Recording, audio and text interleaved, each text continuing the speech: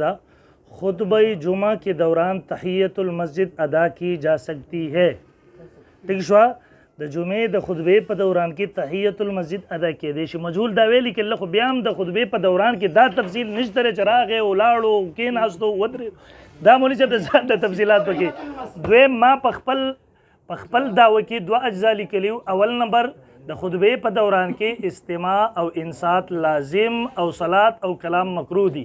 الحمدلله په دواړو باندې زه مسلسل دلایل پیش کوم. مولوي صاحب دا فیصله تمه کوه ته جج نه یې جوړ شوی. دا فیصله به انشاءالله چې څوک اوري وګوري دا به هغوی فیصله کوي چې ما په خپلې دعوه دلایل پیش کړي دي که نه دي پیش کړي.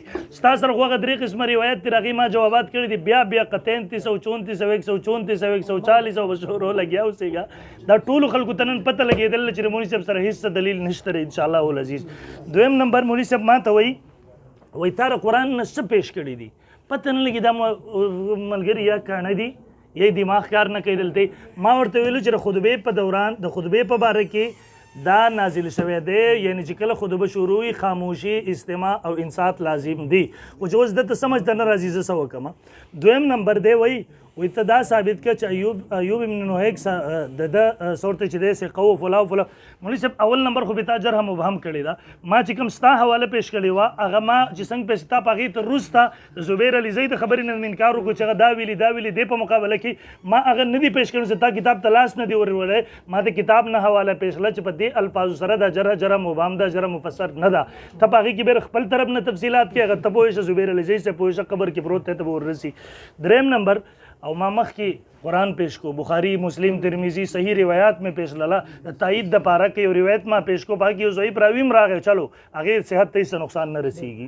څلورم نمبر دی وایي ستاسو جماعت کې پښتو کې چلیږي. مولوي صاحب زمونږ خطبې الحمدلله په عربۍ کې وي. ته په واز و نصیحت او خطبې کې فرق نشي کولی. عوامو دپاره واز و نصیحت پښتو کې شروع وي. هغه کمې خطبې چې مسنون خطبې دي د قرون ثلاثه نه هم په دغه عربۍ ژبه کې را روانې دي. ابن تیمیه رحمه الله ټولو هم د دغې وضاحت کړی دی چې تاسو نوی بدعت ایجاد کړی دی پښتو اردو پکې وایي هغه تاسو پوه شئ تاسو خدای پوه شئ. پنځم نمبر دی وایي د سحر 2 رکعتونه زړه اعتراضات بیا را نقل کول شروع کړل. ما ویلي وو چې دا آیات نازل شوی دی د خطبې په دوران کې چې کله خطبه شروع وي یو سړی هغه مقتدي جوړ شوی دی هغې ته وایي ته خاموشه انصات لازم دی. دویم نمبر نزلت فی صلات یو سړی مقتدي جوړ شوی دی هغه ته الله حکم متوجه کېږي. تر دې وخته پورې خدای مقتدي جوړ شوی نه دی نو حکم ورته څنګه راځي کې. بیا بل مولوي صاحب د هغې نه مخکې وایي د 2 خطبو په دوران کې جلوسو. نو مولوي صاحب د روایت باندې د خپل طرف نه اضافه مه کوه. روایت ما وخذو رسول الله وسلم ناسو په دغې کې که دا وي چې د 2 خطبو دوران کې وایي خله پیشه که بسم الله وکړه نه یې پکې بیا په روایت باندې دروغ مه وایه. مخکې مولوي صاحب بیا وایي د نبي علیه السلام اتباع د ټول خبرې چې څومره واړولې راواړولې. اول نمبر خبره ده چې د خلیفه راشد اتباع په موږ لازم نه ده حالانکه علیکم بسنتي و سنت الخلفاء الراشدین المهدیین. دویم نمبر چې کله د یو څورتې د رسول الله صلی الله علیه وسلم د بل چا قول د نبي د قول سره ټکراویږي یعنی عثماني غنی رضی الله عنه د رسول الله صلی الله علیه وسلم د عمل خلاف عمل کړی نعوذ بالله. او بیا علی رضی الله عنه په هغې قایم پاتې شوی 1400 کاله مسلمانان په هغې قایم پاتې شوي دي. نن په ګاډۍ ټماټر راپاسئ هغه خرڅئ هغه راپاسېږي او عمر فاروق رضی الله عثماني غني د نبي علیه السلام مخالفت کړی دی. کاش چې تا را خوله ماته شوې وي خو دا خبرې دې نه وی کړې د خلیفه راشد خلاف. دویم دا مخالفت د کوم طرفه راغی. نبي علیه الصلاة والسلام یو خطبه کول علیکم بسنتي عمل کو. دویم نمبر و سنت الخلفاء الراشدین المهدیین. دویم خطبه دویم اذان شروع شو. اوس د هغې دا مخالف خلاف د کوم طرفه شو یار. علیکم بسنتي اولنی اذان زموږ جماعتونو کې کېږي و سنت الخلفاء الراشدین المهدیین. دویم اذان زموږ په هغې کې هغه هم کېږي الحمدلله غیر مقلد. علیکم بسنتي دې منو خو د الله رسول الله و سنت الخلفاء الراشدین المهدیین دې نه منو ولې د شیعو ملګري یو دې شي څه درته تیار نه وي. الله دې موږ د دغسې عمل نه وساتي د دغسې مذهب نه وساتي چې هغه د صحابو خصوصا د خلفای راشدینو په دشمنۍ باندې مبني وي. دا هم نمبر دی. بیا وایي ستا ټول روایات بس خبر ده سره د ستا ټول انشاءالله دا چې څوک اوري هغه به فیصله کوي. لسم نمبر بې د جابر رضی روایت پیش کو. ما د جابر رضی د روایت د سلیک رضی الله تعالی د ابو سعید خدری د روایت تفصیل کړی دی. مولوي صاحب هغه بار ما پیش کړو هغې جوابات شوي دي. هسې ثواب به درته میلاویږي نور ستا دعوه پرې نه ثابتېږي. 11 نمبر قبل ان تجیه بار د الفاظ تا 2 رکعاته کړي دي مخکې د دې نه چې ستا د راتلو نه نو د راتلو نه مخکې تحیت المسجد خو چې سړی جومات ته راشي پې لازم شي که نه.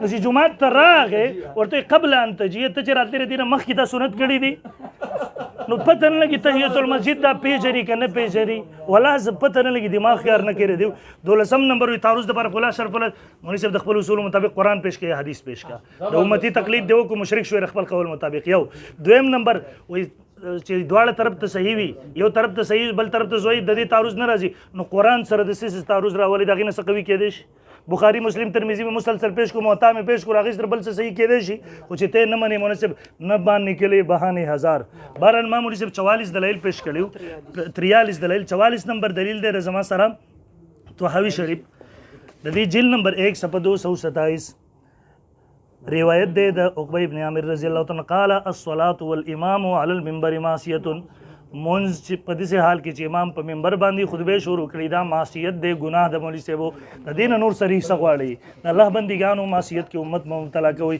45 نمبر تو حوی جلے 7 نمبر 227 قال الشعبی امام شعبی رحمہ اللہ فرمائی ارائیت الحسن حين يجي تا حسن لیدل دی کله چې هغه راځي وقد خرج الامام او امام حال دا چې امام راوتی فیصلی هغه مونځ کې عمن اخذها ول دی چا نه غستری لقد رايت شریحا په تحقیق سره ما شریح لیدل دی قاضی شریح مشهور قاضی القضات اذا جاء وقد خرج الامام لم يصلي کله چې امام راغلی نو هغه بیا مونځ نه کوي خاموش کړي کم چې په ټوله علاقه کې دلیل او قاضی شریح هغه قاضی شریح عمل په دلیل کې پیش کوي دغه رنګي دا زما سره ابن ابي شیبه جلد نمبر 4 صفحه نمبر 107 روایت حدثنا وكيع شعبة قال سألت الحكم وحمادا عن الكلام إذا خرج الإمام حتى يتكلم وإذا نزل قبل أن يصلي فكرهه الحكم دا حکم مکروه وګڼل حکم دا مکروه ګڼل مولوی سے مسلسل روایات اورا دانا دلیل نمبر 47 طحاوی جلد 1 صفحہ نمبر 227 عن مجاہد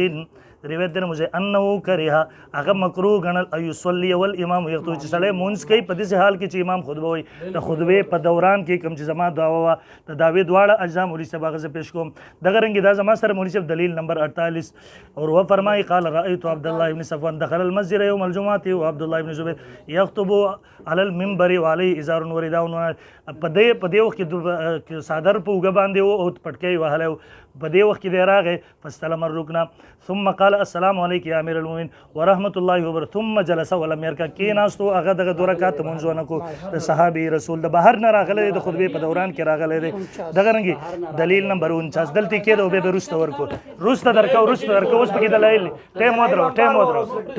ټیم ودرو دلیل نمبر 49 ابن ابی شیبہ جلد نمبر 4 صفحہ نمبر 72 عن الشعبی قال كان شریح وہ اذا اتى الجمعة کله چې به جمعې ته راتلو فإن لم يكن خرج الامام که امام بنو راوته صلی رکعتین منځ به وکړو 2 رکعت و ان کان خرج که چرته به امام راوته او خطبه به شروع ونو جلسه کې بناستو وخت به او دغه سي طریقې سره به کېناستو واستقبل الامام امام ته به مخله فلم يلتفت يمين ولا شمال نه به منځ کو نه به خیګس طرف تکاتا په دې وخت کې به ځان پابند کړو دغه رنګ زما سره دلیل نمبر 50 مصنف عبدالرزاق جلد نمبر 3 صفحہ نمبر 245 سنتا جا شرماتا جا اورا شرمیگا خپل مذہب باندې ماتم کوا صفحہ نمبر 245 عن الشعبی عن سرین قال اذا كان يوم الجمعة کله چې ورځ د جمعه اتل مسجد فإن كان الامام لم يخرج صلى ركعتين وان كان قد خرج لم يصلي امام براوته خطبه شروع کړو به مونږ نه کوو هم د قریب د نه به خیګس طرف تکاتا دغه رنګ دلیل نمبر 51 طحاوی شریف جلد 1 صفحہ نمبر 227 انا باقلابتا جاء يوم الجمعة والامام يخطب دے براغه پورز د جمعه حال دا چې امام به خطبه شروع کړی و فجلسا ولم يصلي دے بکیناستو منځ به نه کو دغه رنګ دلیل نمبر 52 ابن ابی شیبہ جلد نمبر 4 صفحہ نمبر 71 عن خالد قال رأيت شريعا ما شريع لیدل دخل يوم الجمعة چاغه به داخل دو پورز سے داخل بشو پورز من ابواب کندا فجلسا ولم يصلي کې بناستو دا منځ به نه کو دا 2 رکعات به خطبه په دوران کې نه کول دغه رنګ دلیل نمبر 53 مصنف عبدالرزاق جلد 3 صفحہ نمبر 445 قال معمر فرمائی قال سألت قتادة عن الرجل يأتي والامام يخطب يوم الجمعة ما ته تبوس وکړو د قتاده نه چې امام خطبه شروع یو کس په دوران کې راشي ولم يكن صلى يصلي هغه مونږ نه کړه مونږ وکړي فقال اما انا فكنت جالسا هر چیز هم زکه نم زدغه مونږ نه کومه دارنګ دلیل نمبر 54 امدقه جل صفا عبدالرزاق روایت کے ابن جرير عن عطاء قال قلت له جئت والامام يخطب يوم القيامه تركعوا چې تراشه په دې حال کې چې امام خطبه وي 2 رکعات کې ترامونس کې قال اما والامام يخطب فلا اكن لاركع امام خطبه شروع نو زه دغه 2 رکعات نه کوم، زه د مونږ نه کوم، در صحابه کرامو تابعین عمل پیش کوم. مولوی صاحب ته بیا خپل د تر اوسه الرحمن الرحیم نحمده ونستعینه ونصلی علی رسوله الکریم اما بعد. دیکھیں جی دیکھیں محترم ندیم صاحب، آپ نے 2 اقوال پیش کیے، ایک ابو قلابہ کا اور ایک شریح قاضی کا. ابو قلابہ اور شریح قاضی یہ مرفوع حدیث کا نام ہے کہ آیت کا نام ہے؟ ماشاءاللہ نا امام ابو حنیفہ رحمہ اللہ کی تقلید چھوڑ دی اور ابو قلابہ اور شریح کے پیچھے آ گئے. میں نے قول پیش کیا تھا حسن بصری کا، مجھے کہتے ہو حسن بصری کا قول پیش کرنا تقلید ہے، اور تم قاضی شریح کا کرو، تم ابو قلابہ کا کرو تو وہ جائز ہے؟ وہ تیرگی جو میرے نامہ سیاہ میں تھی تیری زلف میں پہنچی تو حسن کہلائی؟ وہ بات جس پہ مجھے تان دیتے ہو اور وہ خود کرو تو وہ حسن ہے. اس لیے اور پھر دوسری بات، قاضی شریح اور ابو قلابہ کا قول میرے خلاف نہیں ہے. کیوں؟ میں نے کہا ہے کہ 2 رکعتیں پڑھی جا سکتی ہیں. قاضی شریح نے نہیں پڑھی تو میرے دعوے کے خلاف نہیں ہے. میرا دعویٰ تب ٹوٹتا تھا کہ جب قاضی شریح اور ابو قلابہ کہتے کہ 2 رکعتیں پڑھنی جائز نہیں. یار پتہ نہیں آج میرا مناظرہ کن لوگوں سے ہے جن کو بات ہی نہیں سمجھ آ رہی، جن کے خانے میں یہ بات جاتی نہیں ہے، اور پھر ان کی وہ باتیں جتنی روایات پیش کی کہ جی باہر سے آیا، باہر سے آنے والی آپ نے ابھی تک مرفوع روایت کوئی نہیں پیش کی، اور جو پیش کی ہے وہ میرے دعوے کے خلاف نہیں، کیونکہ میرے دعوے کے خلاف جواب دعوے کے خلاف تب ہوتی جب اس میں یہ ہوتا کہ 2 رکعتیں پڑھنا جائز نہیں. یہ فیصلہ ویڈیو کرے گی انشاءاللہ، فیصلہ ویڈیو کرے گی. ہاں، اور پھر اسی طرح آپ نے یہ بات کہی مجہول دعویٰ، انہوں نے کہا کہ آپ نے مجہول دعویٰ کیا ہے، اس کے اندر یہ کچھ نہیں لکھا ہوا کہ جو بعد میں آئے اور جو پہلے بیٹھا. یار مولوی صاحب تحیت المسجد کون پڑھتا ہے؟ باہر سے آنے والا پڑھتا ہے کہ پہلے بیٹھا ہوا پڑھتا ہے؟ یار کیا مولوی آئے ہو یار، اتنا بھی نہیں آپ کو پتا کہ میں نے تو اس لیے اختصار کیا تھا کہ شاید علماء سے، لیکن آج کے بعد مجھے پتا ہے کہ آپ واقعی طالب علم ہو، آپ میں علماء والی کوئی چیز نہیں ہے. آج کے بعد میں بڑی صراحت سے لکھا کروں گا تاکہ آپ کو پوری بات سمجھ آ جا کرے. ٹھیک ہے بھائی جان؟ اچھا جی آگے سنیں. انہوں نے کہا استماع اور انصات. بھائی میں نے آپ کو پہلے کہہ دیا تھا استماع اور انصات میں اختلاف ہی نہیں ہے. میں نے ثابت کیا کہ استماع اور انصات میں قرات ہوتی ہے. آپ کا جو پیچھے سے آ کر اللہ اکبر کہتا ہے وہ استماع اور انصات کے خلاف نہیں کرتا ہے، جو تم معنی لیتے ہو اس کے خلاف ہے کہ نہیں. اور آپ نے کہا کہ پیچھے سے آ کر اللہ اکبر کہنے والا ابھی تک نماز میں شامل نہیں ہوا. کیا قرآنی آیت کو آپ نے نماز کے اندر داخل ہونے والے کے ساتھ خاص کیا؟ کس کے قول پر؟ ایک طرف تو نبی کی خبر واحد کو نہیں مانتے اور ایک طرف قرآن کے عام کو اپنی عقل سے اور مولویوں کے اقوال سے نکالو گے. مولوی فلانے نے کہا، فلانے نے کہا ہے العبرۃ بعموم اللفظ لا بخصوص السبب. اعتبار لفظوں کے عموم کا ہوتا ہے مولوی صاحب. اذا قرئ القرآن، جب قرآن پڑھا جائے. اس لیے یہ آپ کا جواب باطل ہے اور اس کو پکڑ کے اپنی جیب میں ڈالو. اور اسی طرح کہا کہ اس میں ایک آدھا ضعیف راوی آ بھی گیا. مان گئے نا ضعیف ہے، مان گئے ضعیف. ٹھیک ہے، ہم یہی تو کہتے تھے کہ تم نے جتنی روایات پیش کی ہیں وہ کتنے درجوں کی ہیں، یا تو ان کا موضوع سے تعلق کوئی نہیں ہے. اگر موضوع سے کہیں کی اینٹ کہیں کا روڑا بھان بتی نے کنبا جوڑا، کہیں سے اگر تعلق جوڑتے بھی ہو تو وہ روایت ضعیف نکلتی ہے. جی یہ آپ کے سارے دلائل کا خلاصہ ہے.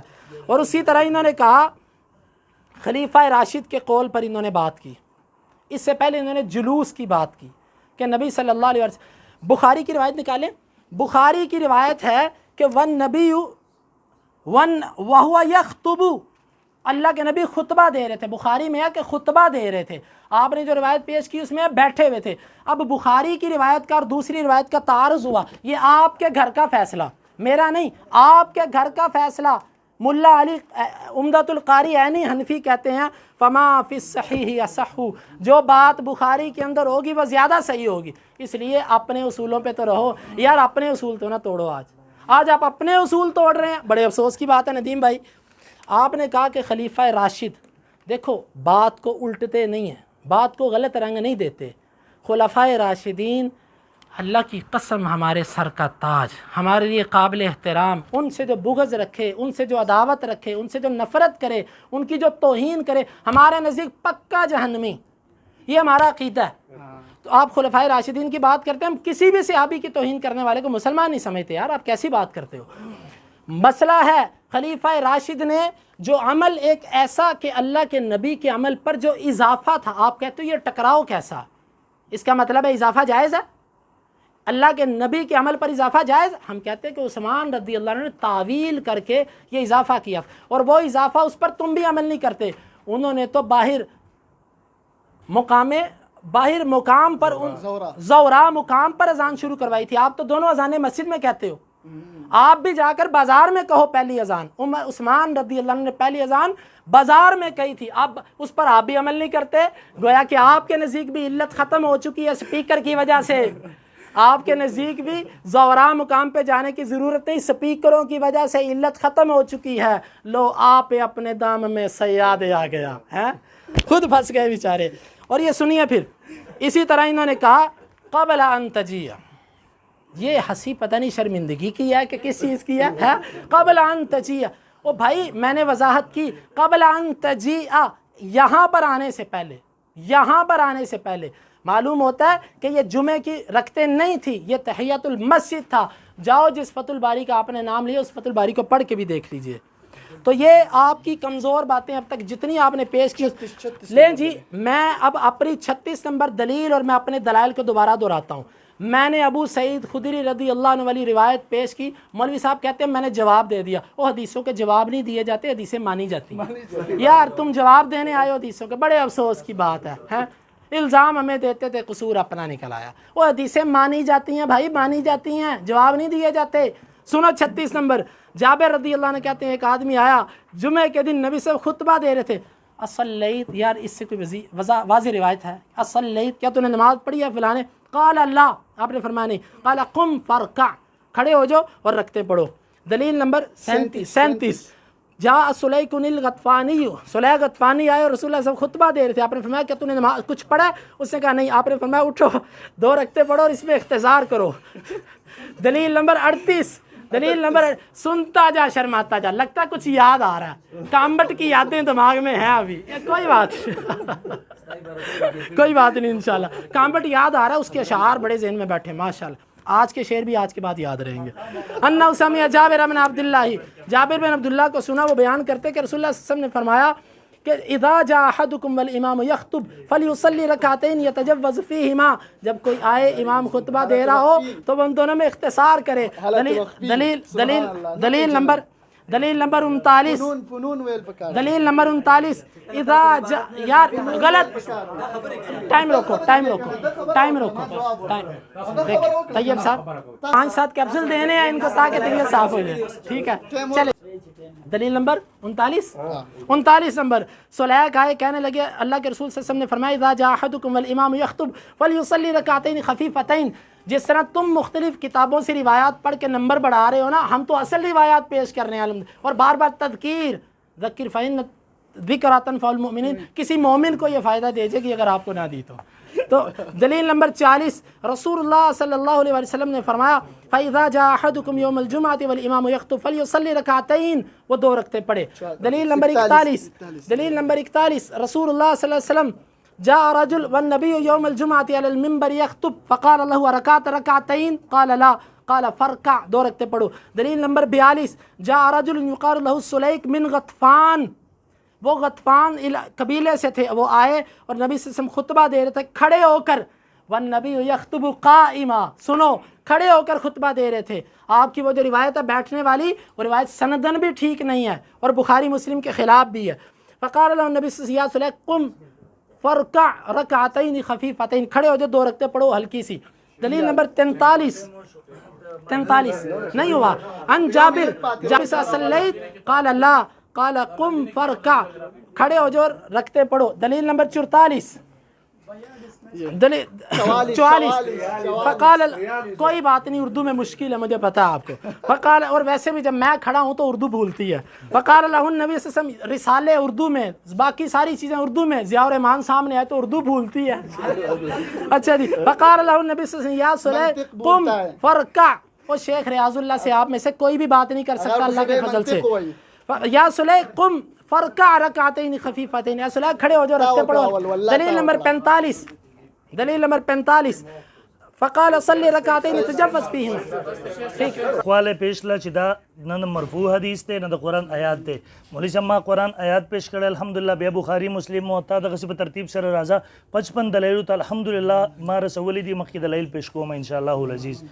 دویم نمبر مولوی صاحب وایي تاسو ویلا چې د یو ملا په خبره باندې د آیات خاص کو د مقتدی سره الان کې دا مولوی صاحب الزام ولګو ابن مسعود رضی الله تعالی عبد الله ابن عباس رضی الله مقداد ابن اسود رضی الله تعالی دا ټول فرمایي نزلت فی الصلات نزلت فی الصلات نزلت فی الصلات آیا دا د ابن مسعود او دغه صحابه په دې طریقې سره د ګستاخی کوي نعوذ بالله چې ملا په قول ملا په قول شان نزول دغه ذکر کوم او مولوی صاحب تدریب الراوی کې امام سیوطی رحمه الله علیه کې 258 باندې یو صحابي چې هغه شان نزول بیان کی دا مرفوع حسابیږي دا بخاری و مسلم پنځ مرفوع حسابیږي دریم نمبر دی وای دریم نمبر دی وای بخاری شریف بخاری کې دی او هو یخطبو هغه خطبه ویلا نو موږ د مسلم نه پیش کو رسول الله صلی الله علیه وسلم ناسو نو خطبه په ناس ته ویل کیږي پتہ نه لګي په خبره مولوی صاحب نه پوهیږي اته بخ کې مولوی صاحب وای خلفای راشدین زمونږ د سر تاجونه دي لیکن په خلیفہ راشد عمل راخري د رسول الله صلی الله علیه وسلم د عمل خلاف ګرځي نعوذ بالله نن زمانی کې دغه نیم رافضیانو نه دی الله امت محفوظ وساتي به مولوی صاحب بار بار هغه یو خبر کوي مقام کې فرق نه کوي پلان کې مقام باندې پلان کې مقام نه دی مولوی صاحب مقام دی هغه فرق وکا بیا مولوی صاحب قبل ان تجیء بار بار الگ تحیت المسجد چې انسان مسجد تراشی تحیت المسجد کېږي رسول الله صلی الله علیه وسلم د بار بار الفاظ وی خو پوهیږي پینا آیتا 2 رکعات کړي دي قبل ان تجیء مخکې دراتلو نه مخکې نو دراتلو نه وړاندې مخکې تحیت المسجد کېږي که عام منځ کېږي او تر اوسه پورې په دې سیس مونږ نه پوهیږي بیا دی وی په خپل ومنل چې قدري روایت دي چې کوم نه مخکې جوابونه کړي وي بار بار په تور د تذکیر درته یادوم خپل ومنل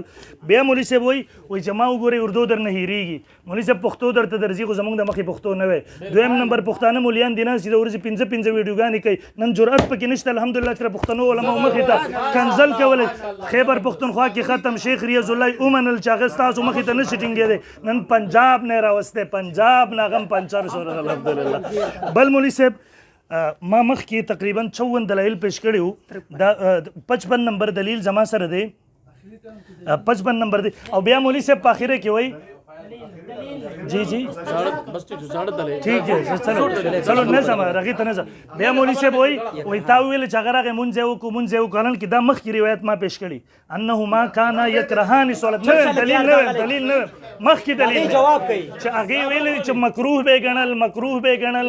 به ګڼل دا الفاظ باندې تاسو پوهیږئ که نه پوهیږئ ابن عمر او ابن عباس روایت بیا مولوی صاحب بار بار اگر رسول رضی الله تعالی عنہ واقعیت دوراوي هغه نه ما یولس جوابونه مخکې کړي دي چې دا خصوصیت دغه صحابي دی په خپل باندې په روایت باندې تاسو عمل رسول الله صلی الله علیه وسلم ورته خطبه ودرولې ده دویم نمبر په خپل رسول الله صلی الله علیه وسلم هغه ته وایي چې آینده داسې مکه و په خپل مرفوع روایت په هغې باندې مونږ پیش لد الله پیغمبر ورته آینده داسې مکه وه دریم نمبر په هغه رسول رضی الله تعالی عنہ په روایاتو کې درته مونږ پیش رسول الله صلی الله علیه وسلم دغه لپاره چانده کول دغه حالت خلکو ته ورښودو څلورم نمبر تر دې اوس وخته پورې هغه چې راغی ناستو تحیت المسجد خو راغی سره ساقط شو پنځم نمبر ما ورته چې خلفای راشدین ما بار بار روایت پیش لله یو نه ګڼ مې پیش لله چې خلفای راشدینو دا مکروه ګڼل هغوی ممنوع ګڼل آیا خلفای راشدین صحابه کرام قصدن د یو عمل مخالفت کولی شي دویم نمبر د مخکې ویله چې امام ابو حنیفه رحمه الله قول دی پیش نه کو الحمدلله د امام ابو حنیفه رحمه الله قول ما په اخر کې دلته ایښی و د امام نووي په حوالې سره په خپله د امام محمد په کتابونو سره خو مخکې ته وایي چې کتاب مه راخله اجماع د امت حوالې مې راوړي دي چې هغه منسوخ ګرځېدلی ته ستار په شیخ امین الله سره زه ثابتوم چې روایات د منع روایات د کراهت د حد حد تواتر ته رسیدلی دي خو ته مخکې کتاب مره اخله د الله په فضل و کرم سره د دې ټیم ټوله دنیا په دې فیصله کولی شي چې موږ روایات پیش کړه په خپله مدعا باندې مولوي صاحب تر اوسه پورې په خپله مدعا کې حکم شرعي ونه لګېدو کی جا سکتی ہے مستحب دی واجب دی فرض دی څه شی دی جګړې په هغې هلته د جمعې په ورځ باندې مخکې وروسته سنت یې پرېښودله هلته تراوو کې هلته په اذانونو کې په ټولو کې راغله دلته چې ما ورته ویلي وو آیا د خطبې په دوران کې انصات لازم دی که نه دی په هغې جیب پرېږده او خپلو طرف ته امت طرف ته دعوت ورکوه الحمدلله پوره نیمه ګنټه لیټ راغلی د 9:30 بجو پورې به ټایم یې خو نه